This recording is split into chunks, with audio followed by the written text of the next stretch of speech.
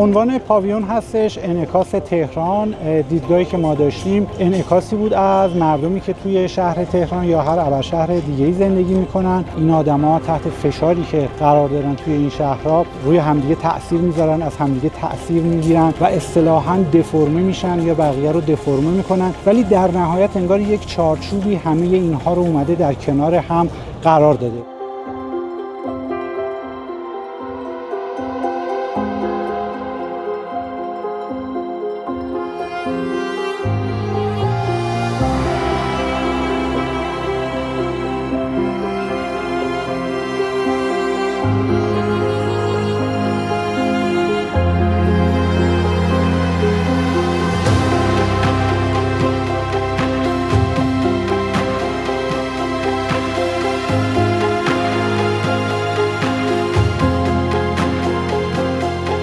اینا همه انگار در کنار هم با تحمل اون فشارها اومدن قرار گرفتن و با این دفرمگی انگار یک جوری کنار اومدن.